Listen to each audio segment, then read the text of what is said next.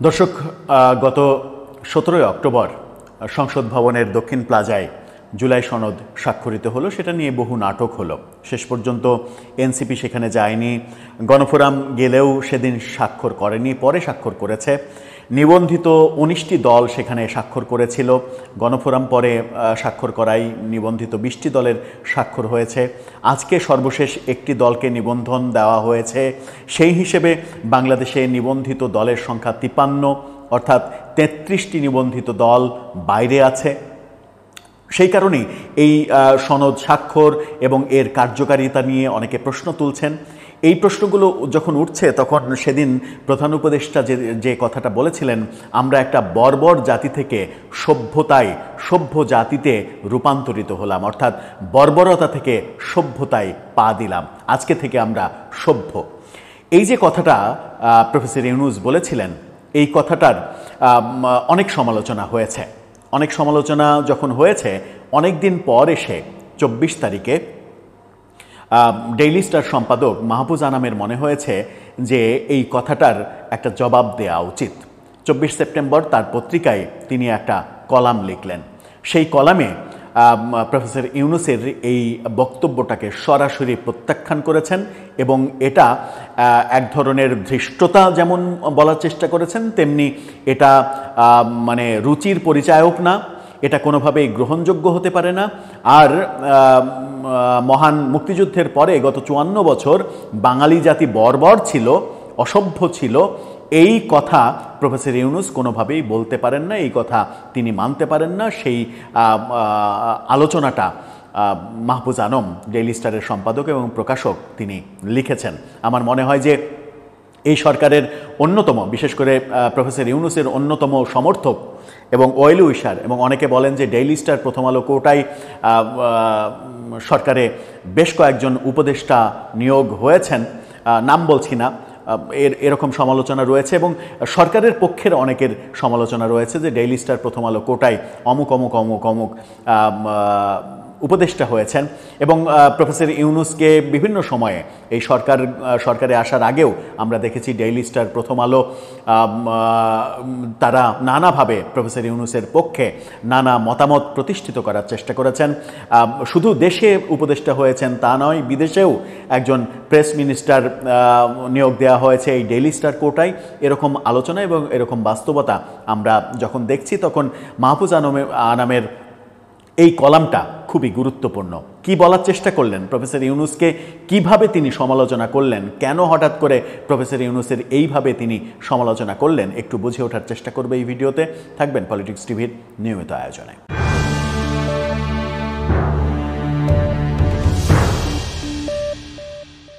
দর্শক, বলছিলাম প্রফেসর ইউনূসের বর্বর এবং সভ্যতার কথা। বর্বরতা থেকে সভ্যতায় এসেছেন তিনি 17 অক্টোবর, অর্থাৎ 17 অক্টোবরের আগে থেকে, আমি ধরে নিলাম যে না, তারও 14 মাস আগে থেকে 2024 পর্যন্ত এই জাতি বর্বর জাতি ছিল। এই জাতি বর্বরতার অন্ধকারে নিমজ্জিত ছিল। স্বাধীনতার মহান মুক্তিযুদ্ধের পরে এই বর্বরতা আমাদেরকে আষ্টে পিষ্টে জড়িয়ে ধরেছিল। যে বর্বরতা থেকে প্রফেসর ইউনূস সভ্যতায় আনলেন, জাতিকে সভ্য করলেন। এই বক্তব্য যেমন অগ্রহণযোগ্য, তেমনি এই বক্তব্য এক ধরনের ধৃষ্টতাপূর্ণ। কারণ মহান মুক্তিযুদ্ধের পরে 54 বছরের বাংলাদেশের ইতিহাসকে বর্বরতার ইতিহাস বাংলাদেশের কোনো রাষ্ট্রপ্রধান তো দূরের কথা, একজন সাধারণ মানুষ কিংবা একজন সাধারণ পাগলও বলতে পারে না, বললে সেটা গ্রহণযোগ্য হতে পারে না। অনেকেই হয়তো যে কোনোভাবেই হোক, সেটাও ভয়ে কিংবা ঘৃণায়, যে কোনোভাবেই হোক, অনেকে চুপ করে এই ব্যাপারটা সহ্য করেছেন। কিন্তু মাহফুজ আনাম তিনি ব্যাপারটাকে মনে করেছেন যে এটার প্রতিবাদ করা উচিত। কি বললেন, তার ফটোকার্ডটা, ডেইলি স্টারের ফটোকার্ডটা আপনারা দেখে নিতে পারেন। সেখানে মোদ্দা কথা, প্রথম অংশটা বলি, তারপরে একটু আলোচনায় যাব। তিনি বলছেন, ডক্টর ইউনূস যদি বর্বরতার সময়কাল নির্দিষ্ট করতেন, যেমন শাসনকাল, তাহলে তার বক্তব্যের অর্থ স্পষ্ট হতো। এখন যেভাবে বলা হয়েছে তাতে মনে হতে পারে স্বাধীন বাংলাদেশের 54 বছরই বর্বরতার মধ্যে কেটেছে। কোনো গর্বিত বাংলাদেশী কি এটি মেনে নিতে পারবে? আমি একজন মুক্তিযোদ্ধা ও পুরো সময়কালের সাক্ষী হিসেবে এমন নিন্দা মেনে নিতে পারি না। অর্থাৎ তিনি বলেছেন যে প্রফেসর ইউনূস তো কোনো নির্দিষ্ট সময়ের কথা বলেননি। তিনি যেটা বলেছেন তাতে বোঝায় ৫৪ বছর এই জাতি বর্বর জাতি ছিল, যে জাতিকে সভ্যতার মধ্যে আনলেন তিনি। এটা কোনোভাবেই গ্রহণযোগ্য হতে পারে না এবং একজন মুক্তিযোদ্ধা হিসেবে এটা আমি মেনে নিতে পারি না। সেখানে তিনি বললেন যে যখন অধ্যাপক ইউনূস অন্তর্বর্তী সরকারের দায়িত্ব নিতে রাজি হলেন তখন বাংলাদেশের মানুষ স্বস্তির নিঃশ্বাস ফেলেছিল। আমরা ভেবেছিলাম সত্যিই আমরা সবচেয়ে যোগ্য মানুষটিকে পেয়েছি। হ্যাঁ, তার সরকারি কাজের সরাসরি অভিজ্ঞতা নাও থাকতে পারে, কিন্তু তিনি গ্রামীণ ব্যাংক গড়েছেন। ডক্টর ইউনূসের সঙ্গে এই প্রতিষ্ঠানটি নোবেল পুরস্কার পেয়েছে। আমি এটি উল্লেখ করছি কারণ কোনো প্রতিষ্ঠান নোবেল পুরস্কার পাওয়ার মানে ওই প্রতিষ্ঠানের অভ্যন্তরীণ প্রশাসনিক ব্যবস্থা, স্থায়িত্ব ও নৈতিক কার্যক্রম অত্যন্ত মানসম্পন্ন হওয়ার কথা। সুতরাং সেই প্রতিষ্ঠানের একজন প্রধান, সেই প্রতিষ্ঠানের প্রধান হিসেবে তিনিও একজন পরিশীলিত কর্মোদ্যম একজন মানুষ হওয়ার কথা। এমন একটা প্রতিষ্ঠান দশকের পর দশক ধরে চলছে, ৪০টিরও বেশি ব্যবসা প্রতিষ্ঠান এবং অলাভজনক প্রতিষ্ঠান আরও অনেক যিনি তৈরি করেছেন। সুতরাং এমন একজন মানুষের প্রতি আমাদের আস্থা রাখার বিষয়টি অযৌক্তিক নয়, যৌক্তিক। তবে গত ১৪ মাস ধরে তার সরকারের কার্যক্রম এবং বেশ কিছু গুরুত্বপূর্ণ প্রশ্ন, সন্দেহ এবং অনিশ্চয়তা তৈরি করেছে। এই একটি বাক্যই বলে দেয় যে মাহফুজ আলম তার মতো একজন বরেণ্য সাংবাদিক, তিনি তো আর খুবই বাজে ভাষা ব্যবহার করবেন না। সৌন্দর্য এবং পরিশীলিত ভাষা ব্যবহার করে তিনি কি বোঝাতে চাইলেন সেটা একেবারে স্পষ্ট করে দিয়েছেন। তিনি বলছেন যে প্রথমেই বলতে হবে তিনি একটি ভালো উপদেষ্টা পরিষদ তৈরি করতে পারেননি এবং বড় ভুল হলো পরবর্তীতে উপদেষ্টা পরিষদে কোনো পরিবর্তনও আনেননি। অনেককে নিয়ে সমালোচনা হয়েছে, ব্যর্থ হয়েছেন, কিন্তু কোনো পরিবর্তন আনেননি, কাউকে বাদ দেননি, কাউকে কোনো কাজের জন্য শাস্তি দেননি। দু একটি জায়গায় পরিবর্তন হয়েছে, সেটা নিয়েও প্রশ্ন রয়েছে, সেই ইঙ্গিতটাও তিনি দিয়েছেন। যেমন স্বরাষ্ট্র মন্ত্রণালয় থেকে ব্রিগেডিয়ার সাখাওয়াতকে সরানো হয়েছে, সেটা একটা বাজে দাবির মুখে। তিনি হয়তো সত্য কথা বলে ফেলেছিলেন, কেন সত্য কথা বললেন সেই কারণে তাকে সরিয়ে দেওয়া হয়েছে। তবুও অধ্যাপক ইউনূস এখনও সরকার প্রধান হিসেবে গ্রহণযোগ্য, যদিও শুরুতে তার প্রতি যে পরিমাণ সমর্থন ও সহায়তা ছিল তা এখন অনেক কমেছে। এখানেও আর একটা খোঁচা দিলেন তিনি, যে তিনি গ্রহণযোগ্য ঠিক আছে, কিন্তু প্রথমে তার যে জনপ্রিয়তা ছিল সেই জনপ্রিয়তা এখন আর নেই। ডেইলি স্টার যখন এই কথা বলছে যে প্রফেসর ইউনূসের জনপ্রিয়তা আগের মতো আর নেই, সেটা কিন্তু প্রফেসর ইউনূসের জন্য খুবই বিব্রতকর একটা ব্যাপার।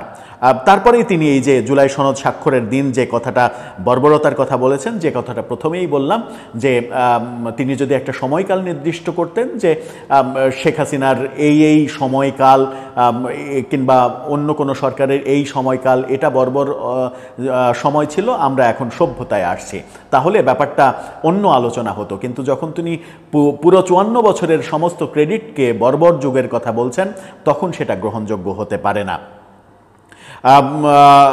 তিনি জুলাই অভ্যুত্থানে শ্রদ্ধা জানিয়েছেন, তরুণদের প্রতি শ্রদ্ধা জানিয়েছেন, বলেছেন যে তরুণদের প্রতি বারবার শ্রদ্ধা জানিয়েছেন, কিন্তু তরুণদের যে স্বপ্ন, তরুণদের নিয়ে যে কার্যক্রম, তরুণদের চাকরি, ব্যবসা, বিভিন্ন রকমের তরুণদের যে নিয়ে যে উদ্যোগ, সেই উদ্যোগের কোনো কিছু আমরা তরুণরা কিভাবে কাজ করছে, ভবিষ্যতে তারা বিশ্বের জন্য কি করবে, এরকম কোনো উদ্যোগ কিন্তু আমরা জুলাই সনদে পাইনি। জুলাই সনদে দারিদ্র দূরীকরণের কোনো সুপারিশ আমরা পাইনি, যে দারিদ্র দূরীকরণ এবং মহিলাদের নিয়ে, এবং তিনি এও বলেছেন যে জুলাই সনদে নারীদের নিয়ে কোনো কিছু নেই, এটা সবথেকে দুঃখের বিষয় এবং কষ্টের জায়গা। তিনি বলছেন যে দারিদ্র দূরীকরণ নিয়ে তিনি এতদিন কাজ করছেন, গ্রামীণ ব্যাংককে নিয়ে যে কাজ করছেন, যে নারীদের নিয়ে তিনি গ্রামীণ ব্যাংক নিয়ে কাজ করছেন এতদিন, সেই দারিদ্র দূরীকরণের কোনো তত্ত্ব জুলাই সনদে নেই, কোনো আলোচনা। ৮৪টা প্রস্তাবের মধ্যে কোনো প্রস্তাবে এই ব্যাপার নেই। নারীদের অধিকার, নারীদের সম্মান রক্ষার কোনো ব্যাপার সেখানে নেই।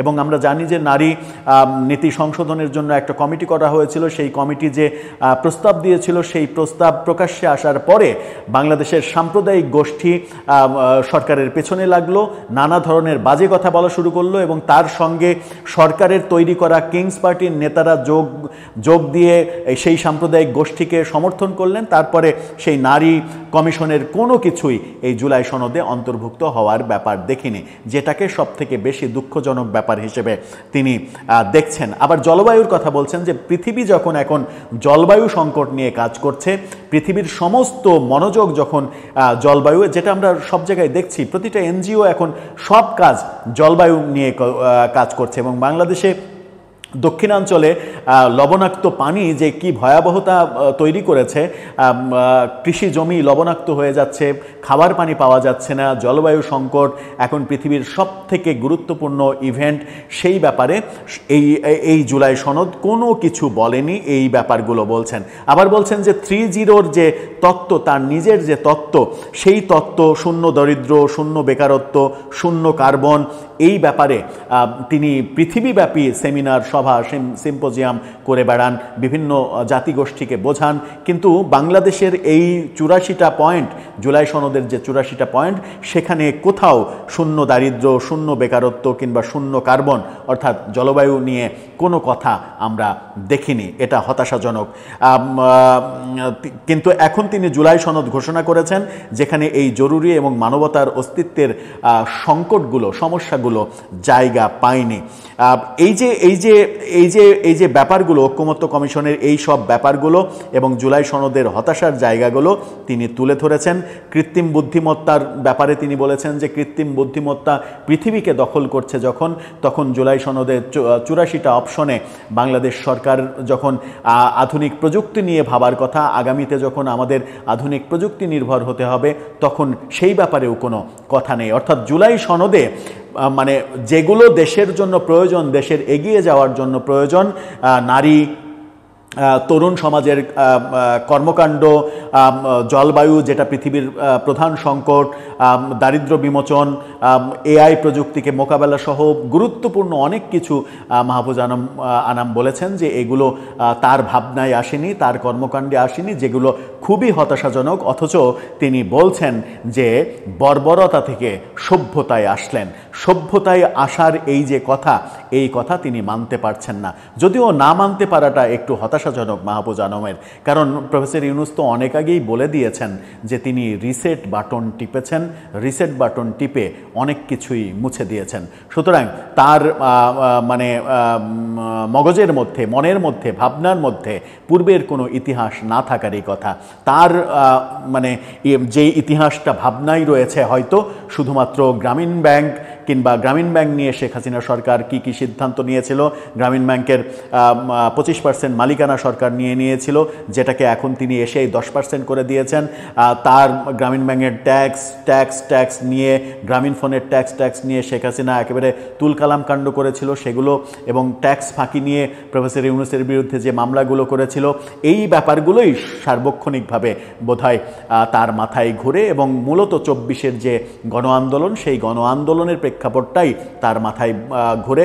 হয়তো তিনি বর্বরতা বলতে এটা বুঝিয়ে থাকতেও পারেন, তার মগজের মধ্যে এটাই কাজ করতে পারে, তার এবং গ্রামীণ ফোন এবং গ্রামীণ ব্যাংকের বিরুদ্ধে শেখ হাসিনা সরকার যে সকল কর্মকাণ্ড করেছে সেটা একটা বর্বর কর্মকাণ্ড, এবং 24-এর গণ আন্দোলনে পুলিশ বাহিনী ছাত্র জনতার উপরে যে আক্রমণ চালিয়েছে সেটা একটা বর্বর আক্রমণ। হয়তো সেগুলোই শুধু তার মনে রয়েছে, বাকি সব কিছু রিসেট বাটনে মুছে দেওয়া হয়েছে।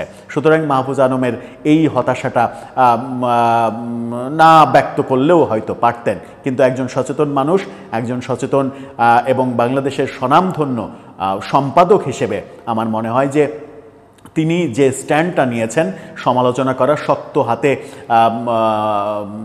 এবং মেরুদণ্ড সোজা করে কথা বলা, সেটা তিনি করতে পেরেছেন। যে করতে পারাটা অনেকেই বলছিলেন যে এই সরকারের এক ধরনের পৃষ্ঠপোষকতা রয়েছে ডেইলি স্টার এবং প্রথম আলোর উপরে, এবং প্রথম আলোরও প্রথম আলো ডেইলি স্টারেরও এক ধরনের সহযোগিতা সরকারের উপরে রয়েছে এবং সেই সহযোগিতা নৈতিক হোক অনৈতিক হোক বিভিন্নভাবে রয়েছে। যে সমালোচনাগুলো চতুর্দিকে ছিল সেই সমালোচনাগুলো থেকে বোধহয় মুক্ত হতে সহায়ক ভূমিকা হিসেবে পালন করবে মাহফুজা নামের এই অবস্থান। দর্শক, আপনার মনে কি হয়? আমরা সত্যিই গত 54 বছরে বর্বর জাতি ছিলাম যে গত 17ই অক্টোবর আমরা সভ্য জাতিতে পরিণত হলাম এবং সেই পরিণত হওয়াটা আমাদের গর্ব, আমাদের পৃথিবীর শ্রেষ্ঠ বাঙালি নোবেল জয়ী আমাদের সাইনবোর্ড প্রফেসর ইউনূসের নেতৃত্বে আমরা সভ্যতায় আসতে পারলাম। আপনার মতামত জানিয়ে লিখতে পারেন আমাদের কমেন্ট বক্সে।